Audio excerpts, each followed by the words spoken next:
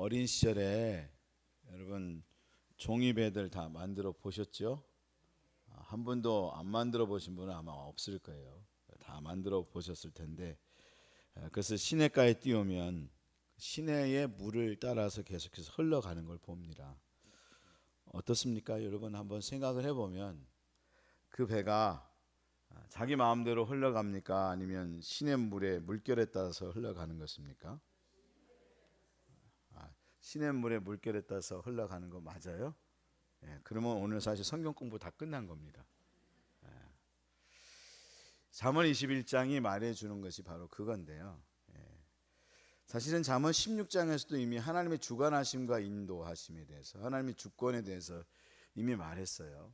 근데 이제 다시 또 잠언 21장에 또 다시 이 하나님의 주관하심과 인도하심에 대해서 다루고 있어요.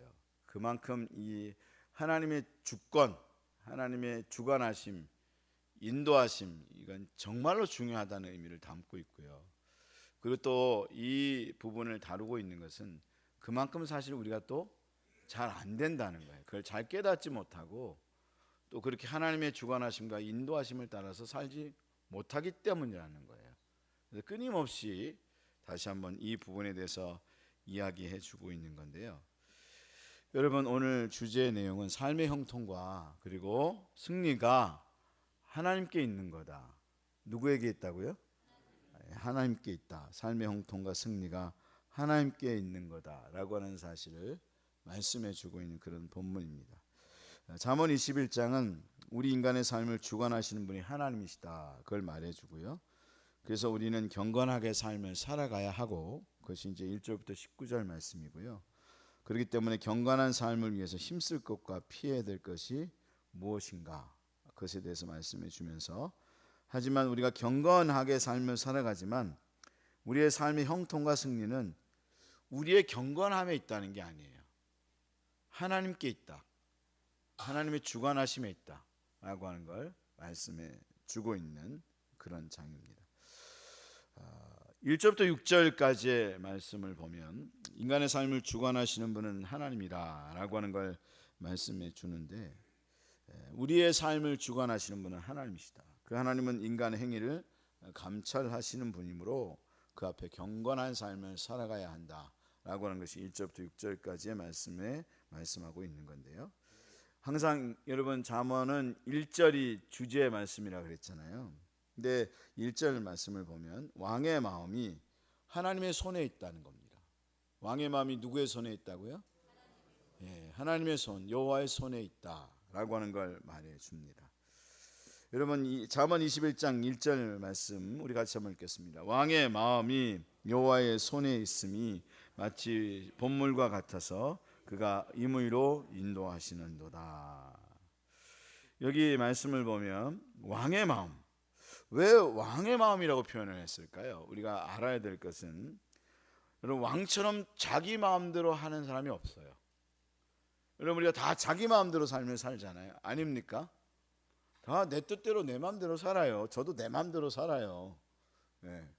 내 마음대로 막 살거든요. 근데 그 중에 제일 지 마음대로 사는 게 누구냐? 왕인 거예요. 왕은 지 마음대로 살아요. 그렇잖아요. 아니에요? 맞아요. 왕처럼 자기 마음대로 행할 수 있는 사람이 없어요. 그래서 여기 왕의 마음이 이렇게 표현한 것은 왕처럼 자기 마음대로 사는 사람이 없기 때문에 왕의 마음을 표현하고 있어요. 왕의 마음이 여호와의 손에 있음이 하나님의 손에 있다는 거예요. 왕의 마음이. 그것이 마치 뭐와 같은가? 봇물과 같아서. 이 봇물이라는 것은 시냇물이래요.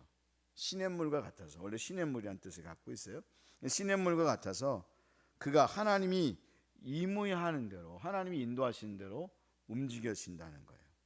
여러분 시냇물 보셔서 아시겠지만, 여러분 앞에도 제가 배를 예를 들면서 배 띄울 때 배 떠나간다 물 맑은 봄바다에 배 떠나간다. 근데 배가 떠나가는데 여러분 이렇게 여러분 말한 것처럼 내가 가고 싶은 대로 가는 게 아니고요. 원래는 이 종이배라는 게 시냇물에 흘러가는 대로 흘러가는 거거든요. 이 강물이 시냇물이 어느 때는 왼쪽으로 흘렀다가요, 그러다가 오른쪽으로 흐르기도 해요. 그런가 하면 이렇게 또 나눠져요. 그렇죠? 그러다가 나눠서 또 합쳐져요.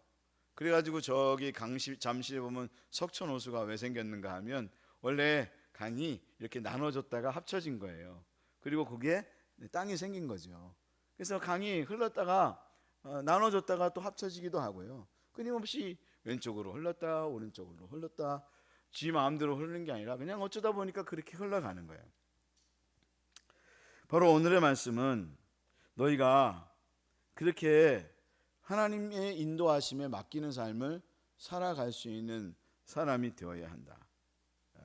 마치 노아의 방주처럼, 모세의 갈대 상자처럼. 여러분, 노아의 방주가 여러분 삿대가 있었습니까? 닷대가 있었습니까? 없잖아요.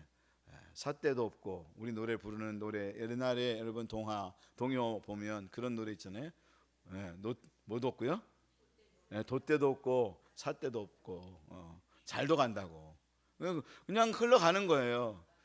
그게 뭔가 하면 노아의 방주가 그렇게 간 거예요. 근데 결국 그게 어디에 이르렀는가 하면 아라랏산에 이른 거죠. 여러분, 갈대 상자, 모세의 갈대 상자도 그래요. 모세의 갈대 상자가 여러분 그 어미가 아이를 살릴 수 없어서 갈대 상자 안에 넣었잖아요. 그게 다 똑같은 방주나 그 갈대 상자의 단어가 똑같은 단어예요. 그 단어가 똑같아요. 그게 여러분 예굽 강에 띄워놨는데 흘러서 결국 갈대 여러분 숲에 이르렀죠. 근데 누굴 만났어요? 바로의 딸이었던 그 공주를 만나서 그가 여러분 공주의 아들로서 삶을 살게 된 거죠. 우리는 그렇게 하나님의 인도하심을 받는 사람이 되어져야 한다. 흐르는 강물처럼 살아가는 인생이 되어야 한다 라고 하는 걸 말해주고 있는 본문이에요. 저는 하나님의 말씀을 묵상하면서 제일 은혜 받았던 말씀이 이 말씀이었어요. 이게 제가 깨달은 지 몇 년 안 된 거예요. 그래서 여러분 진짜 싱싱해요. 근데 참 내가 그 마음을 가져요. 내가 좀 일찍 더 이 말씀을 깨달았다면 나는 그렇게 아둥바둥하고 살지 않았을 텐데, 내가 이 말씀을 좀만 더 일찍 깨달았다면 난 스트레스 받지 않고 삶을 살았을 텐데, 좀 덜 스트레스 받고 막 인생에 대하여 막 아둥바둥대고 왜 하나님 내 뜻을 안 들어주시냐고 막 그렇게 하면서 그렇게 고통하면서 살지 않았을 텐데. 여러분도 그러시죠? 여러분 인생의 고난을 많이 겪은 사람일수록 그 마음이 들어요. 하나님이 내 인생을 이렇게 어차피 흘러가게 하시는 건데 거기에 그냥 순응해서 갔다면 어차피 도착할 곳에 도착하고 만날 사람 만나고 하나님 은혜 가운데 삶을 살았을 텐데, 오히려 내가 하나님 뜻을 거스리고 오히려 나 스스로 괴롭히고 남을 더 많이 괴롭히는 인생을 살았구나 라고 하는 사실을 깨달았는데, 이 1절 말씀만 딱 제대로 이해했다면 정말 인생을 좀 더 덜 고생하면서 삶을 살고 마음고생 덜 하고 삶을 살았을 것이다, 그런 마음이 들어요. 근데 어쨌든 여러분 죽기 전에 깨달아서 은혜다, 그리고 더 나이 들기 전에 깨달아서 정말 은혜다, 이런 마음을 가지게 되는데요. 여러분 사실은 이 시편을부터 시작해서 시편, 잠언, 전도서, 아가서가 이게 시가서입니다. 욥기까지 포함하면 이 서신들이, 이 성경들이 사실은 다 오늘 이 문제를 담고 있어요. 인생의 문제에 있어서 완벽히 이해할 수 없는 삶. 여러분 우리 인생이 완벽히 이해가 되시나요? 안 되잖아요. 여러분 흐르는 강물처럼이라는 영화 보신 분 계세요? 제가 그 영화를 못 봐가지고 고민을 하고 한번 봐야 되는데 하다가 지금까지 못 봤는데, 제가 오늘 설교하기 전에 잠깐 인터넷 들어가서 흐르는 강물처럼의 스토리가 어떤가 하는 걸 보다가 쾅 하고 부딪혀오는 이야기가 하나 있었어요. 그 흐르는 강물처럼의 그 주제의 사람이 목사예요.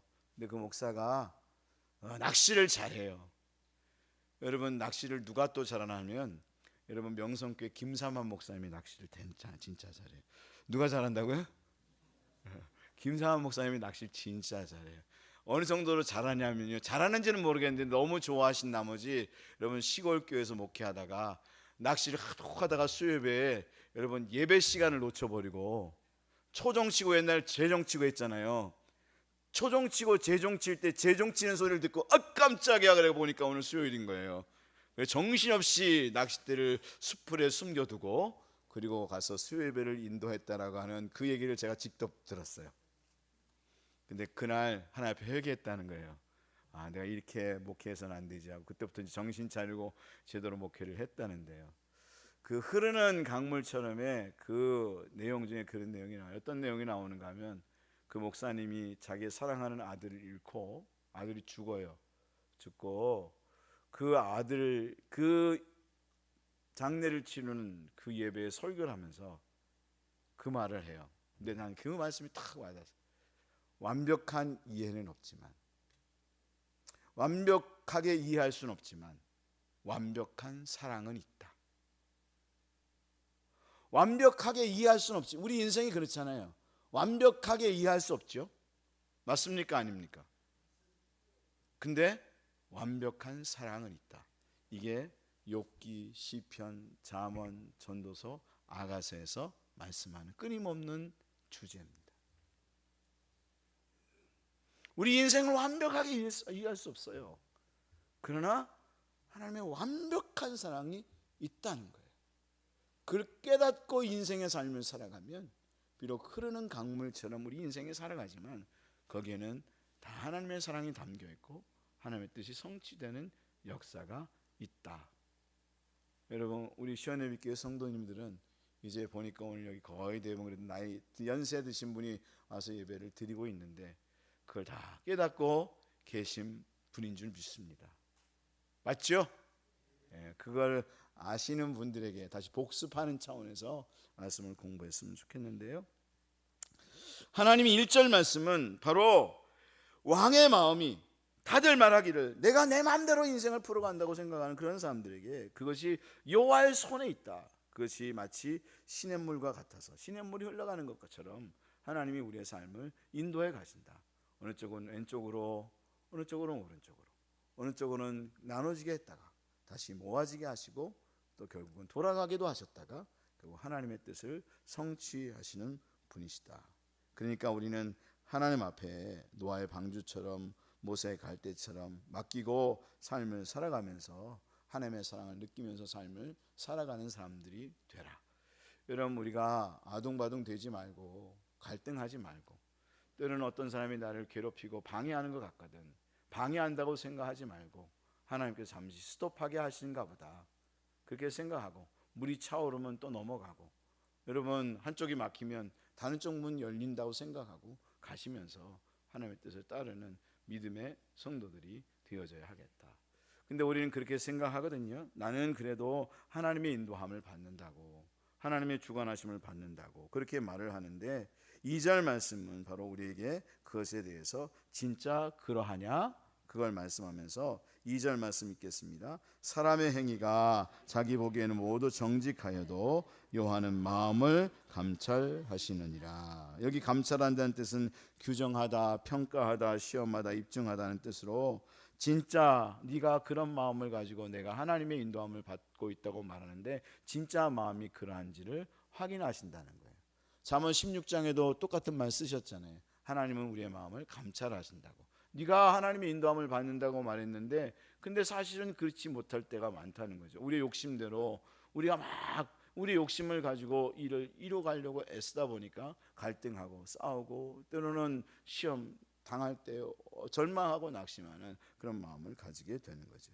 그래서 하나님이 감찰하시는 그 마음을 그것을 아는 그 마음을 갖고 있는 사람 하나님의 인도하심을 받는 사람들은 어떻게 삶을 살아가느냐 그게 이제 3절부터 6절까지 말씀이에요. 3절 말씀을 하나 읽겠습니다. 시작. 공의와 정의를 행하는 것은 제사 드리는 것보다 여호와께서 기쁘게 여기시느니라.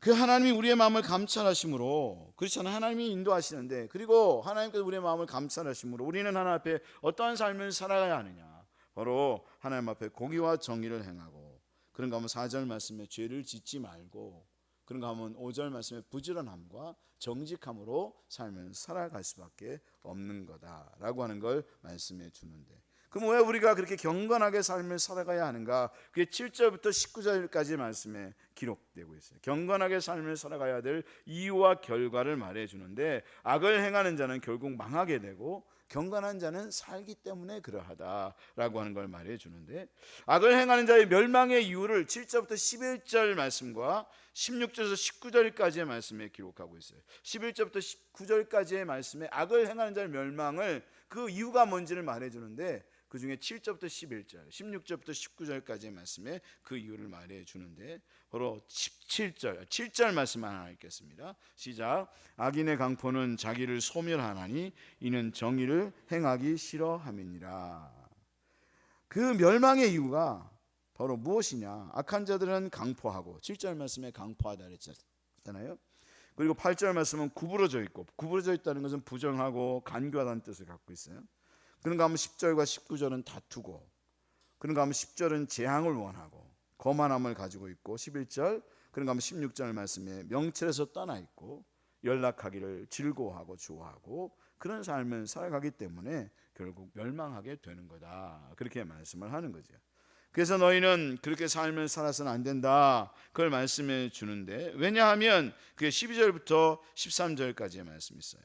왜 우리는 그런 삶을 살아가면 안 되냐? 바로 하나님의 감찰하심과, 앞에도 하나님 감찰하신다 그랬잖아요. 하나님의 감찰하심과 하나님의 심판이 있기 때문이다. 결국 하나님은 분명히 너희가 행한 대로 심판하시는 분이시다. 그러니까 그런 삶을 살아서는 안 된다라고 하는 걸 말해 주는데, 12절 13절 말씀 같이 읽습니다. 의로우신 자는 악인의 집을 감찰하시고 악인을 환난에 던지시느니라. 귀를 막고 가난한 자가 부르짖는 소리를 듣지 아니하면 자기가 부르짖을 때에도 들을 자가 없으리라. 여기 의로우신 자는 누구신가 하면 하나님이세요. 사람이 아니고 하나님이십니다. 하나님은 악인의 집을 감찰하신다는 거예요. 그래서 악인을 결국 환난에 던지시고 또 그런 환난에 던지시는데, 그렇기 때문에 그들이 악을 행하면 결국 어려움을 당할 때 뭐 악한 자들도 하나님 앞에 부르짖을 거 아니에요. 여러분, 예수를 믿든 안 믿든 여러분 물에 빠지면 다 하나님 아버지 살려주세요 그러잖아요. 근데 하나님이 들으신다고요, 안 들으신다고요? 듣지 아니하신다. 그러니까 너희가 그런 삶을 살아서는 안 된다라고 하는 걸 말해 주는데, 그러면 경건한 삶을 살아가는 사람들은 어떤 모습을 가지고 삶을 살아가느냐? 그게 이제 14절 15절 말씀이에요. 14절 15절 같이 읽습니다. 은밀한 선물은 노를 쉬게 하고 품 안의 뇌물은 맹렬한 분을 그치게 하느니라. 정의를 행한 것이 의인에게는 즐거움이요 죄인에게는 패망이니라. 경건하게 삶을 살아가는 사람들은 오히려 선물을 하고 뇌물을 한다는 거예요. 여기 뇌물이라니요, 어떻게 이런 말을 쓸 수 있어요? 그렇게 생각할 수 있는데, 여기 그 이유가 중요해요. 목적이 중요하다는 거예요. 왜 이걸 하느냐라고 하는 것이 중요하는데, 그 이유는 노와 분을 그치게 하기 위함이라는 거예요. 그러니까 그게 사실은 뇌물이 아니죠. 경건한 자는 정의를 행하는 것을 즐거움으로 산다는 거예요. 그 행하는 목적이, 선물을 하고 뇌물을 하는 목적이 자기 욕심을 구하기 위해서, 내가 뭔가 더 많은 것을 챙기기 위함이 아니라 어떻게 해서든지 하나님의 나라를 이루고자 하는 마음. 지금 노와 분이 막 횡행하고 있는 그 가정 속에서, 교회 속에서, 이 세상 속에서 어떻게든지 그 노와 분을 그치게 하고자 하는 마음, 그리고 정의를 행하고자 하는, 그걸 즐거움으로 삼는 그런 사람들은 하나님의 은혜와 축복이 임하게 되어지고 그들은 살아나는 역사가 있게 되어진다라고 하는 걸 말씀해 주고 있는 거죠. 여러분, 우리 시온예비교회 성도들은 항상 그런 마음을 가지고 삶을 살아가고 계신 거 맞으시죠? 저는 하나님의 사람들이라고 저는 믿기 때문에 가정에서도 어떻게든지 여러분 선물하고 뇌물을 잘 쓰는 분인 줄 믿습니다. 저도 집에서 그러합니다. 때로는 가정에 어려운 일이 있거나 가정에 좀 힘든 일이 있으면 저는 꼭 뇌물을 씁니다. 그게 치킨입니다. 뭐라고요? 치킨입니다. 그래서 우리 집은 어려운 일이 있으면 치킨을 잘 사 먹습니다. 목사님, 어떻게 목사님이 돈도 많으신가 봐요. 치킨을 먹는다고. 그렇게 생각하지 말고 지금 말했잖아요. 뭐와 뭐라고요? 예, 뇌물이에요. 제 아이들한테 주는 뇌물이에요. 나 아빠 좀 살려줘라. 예, 아빠 권위 좀 세워줘라. 그러면 얘네들이 뇌물 받고 그러면 한번 살려주죠. 뭐 이런 마음인 거예요. 지네들이 잘난 줄 아나 봐요. 예, 그래요. 세상이 그렇게 만들어 놨는데. 근데 제 마음은 저도 마음대로 아버지니까 마음대로 할 수 있죠. 왕이 마음대로 할 수 있잖아요. 예. 그렇지만 정말 가정을 사랑하면, 교회를 사랑하면 그렇게 안 하는 거잖아요. 맞죠? 목사가 막 할 수 있어요. 장로님들도 막 할 수 있어요. 근데 우리 장로님들이 막 안 하잖아요. 왜 그런 거죠? 하나님 나라의 마음을 갖고 있으니까. 그런 상황 속에서 오히려 어떻게 하면 하나님의 나라의 가치를 가지고 교회를 은혜롭게 분을 그치게 만들고 노를 그치게 만들 수 있을까? 이거 하는 거 생각하는 거 아니에요? 여러분 어떻게 여러분 행동할까요? 여러분이 하라는 대로 할게요. 우리는 하나님의 마음을 가지고 삶을 살아가는 사람들이잖아요. 그러니까 하나님의 마음을 가지고 행할 수 있는 믿음의 사람이 되어야 하는 거죠. 뭐 누구는 말대로 그런 얘기 하잖아요. 누구는 성깔 없냐고. 어떤 목사님 책 쓴 제목이 그거예요. 내 성깔 없냐고. 나도 성질 다 죽었다고. 성질 있지만 하나님 마음을 가지니까 오히려 선물하고 뇌물하는 거예요. 하나님의 나라를 만들어가고자 하는 그걸 즐거움으로 삼는 거. 저는 우리 시온의 빛교회 성도들이 하나님의 나라를 만들어가는 것을 즐거움으로 삼는 그런 믿음의 성도들이 될 수 있었으면 정말 좋겠다. 그런 마음을 갖습니다.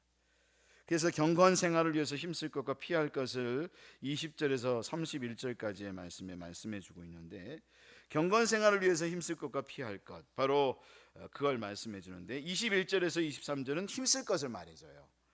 힘쓸 게 뭐냐? 우리 같이 읽습니다. 시작.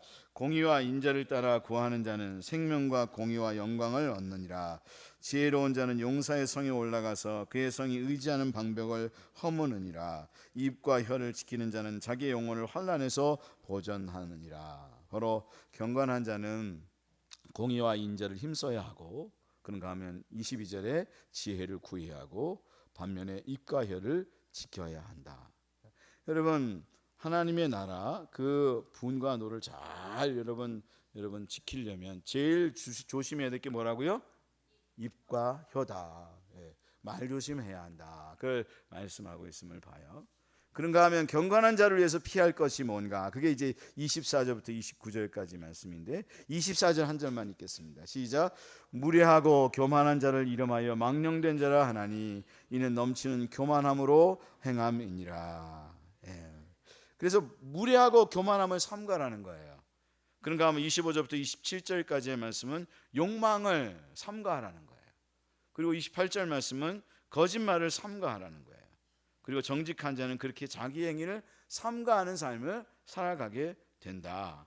너희가 그런 삶을 살아가는 사람이 되어야 한다라고 하는 걸 말해주고 있어요. 그런가 하면 30절에서 31절까지의 말씀은 뭐냐면 하지만 거기 이제 하지만 우리가 그렇게 삶을 살아가죠. 왜? 하나님의 나라를 만들려고 하니까요. 우리 가정을 화평하게 만들고 교회를 하나님 앞에 화평하게 만들고 형통하게 만들고 이 세상을 그렇게 만들려고 애쓰니까요. 근데 중요한 것, 너희가 그렇게 살아서 그렇게 되는 게 아니고 그게 누구에게 있다고요? 그게 하나님께 있다고요. 그게 30절부터 31절 말씀이에요. 같이 읽습니다. 시작. 지혜로도 못하고 명철로도 못하고 모략으로도 요한을 당하지 못하느니라. 싸울 날을 위하여 마병을 예비하거니와 이김은 여호와께 있느니라.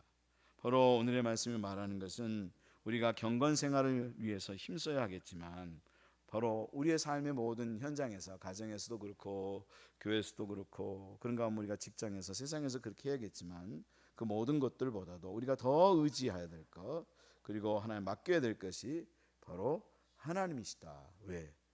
지혜로도 명철로도 모략으로도 요한을 당하지 못하고 결국 이김은 여호와께 있기 때문이다. 그러니까 여러분 그런 상황이 생기게 되면 누구에게 맡기라고요? 하나님께 맡기라고요. 정 안 되면 이건 도저히 내가 해결할 수 있는 방법이 안 돼. 그럼 하나님이 풀어가시라고 기도해야 하는 거죠. 하나님 풀어가 주십시오, 하나님 역사해 주십시오 하고 기도해야 하는 거예요. 여러분, 우리 교회에서 가까운 저쪽 하계동에 어느 교회가 있어요. 그 교회가 지금은 이제 그 목사님은 이제 은퇴하시고 이제 안 계시지만 그 교회 사모님이 쓴 책에 그런 내용이 나와요. 그 친구가 몇 천만 원을 그 사모한테, 자기가 돈을 못 받는데 못 받으니까 그걸 그 사모님한테 이야기하면서 이거 내가 줄 테니까 대신 네가 돈 받아, 그렇게 한 거예요. 아이, 줄려면 제대로 주지, 치사하게.